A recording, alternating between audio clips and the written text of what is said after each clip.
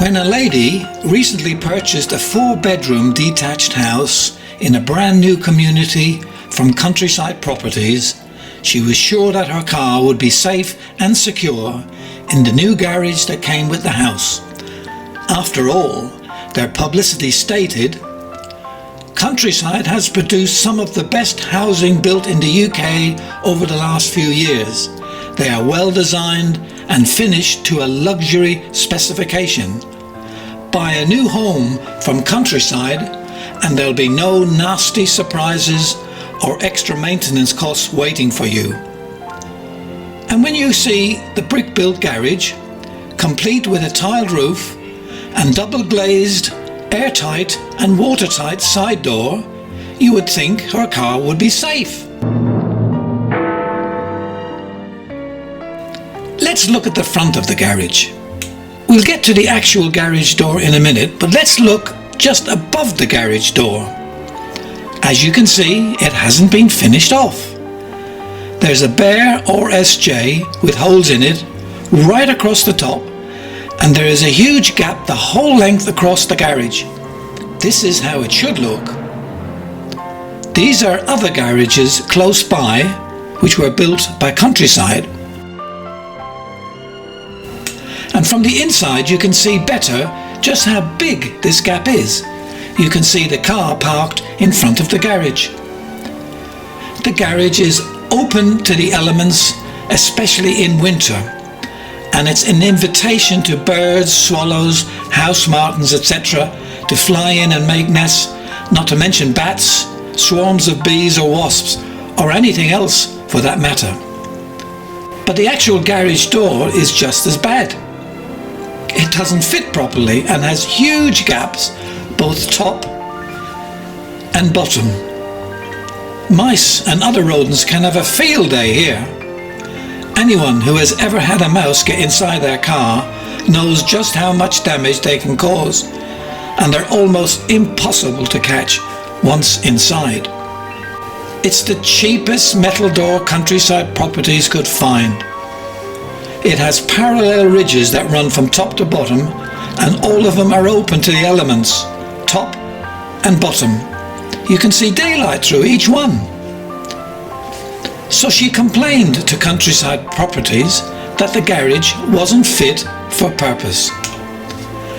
They sent someone down to have a look. They promised to get it boxed in and to get it insulated as well. But then they noticed that the next door neighbour's was exactly the same. He immediately withdrew the offer to box it in until he had spoken with his superior. His superior is a chap called Nigel Bacon. Mr. Bacon has the fancy title of Director of Quality Control and Customer Care. She soon realised that his real job was to fob you off and get you so frustrated that you will give up and go away.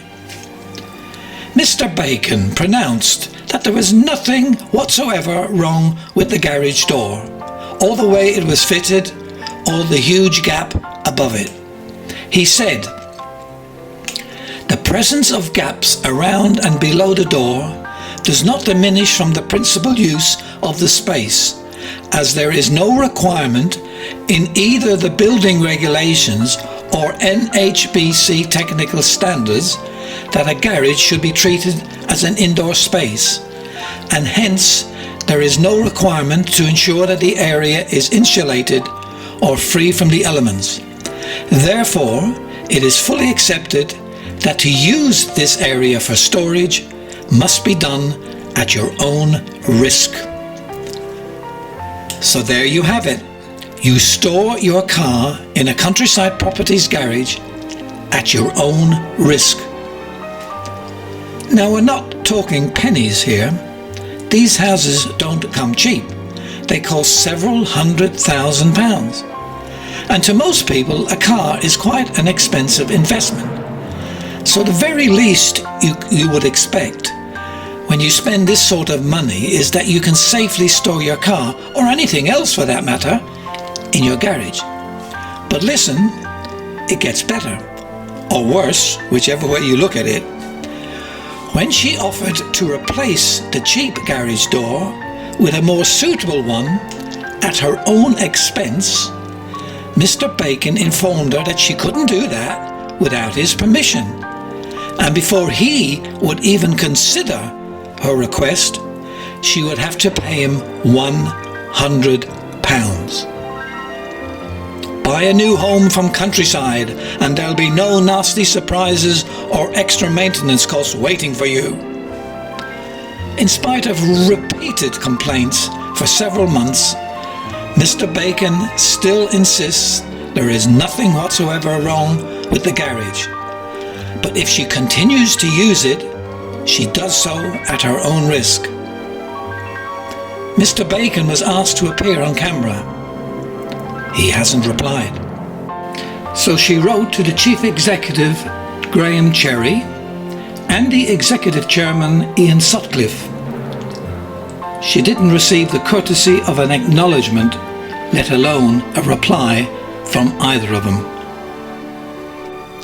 When asked if she would ever purchase a house again from Countryside Properties, she replied, "Not in a million years."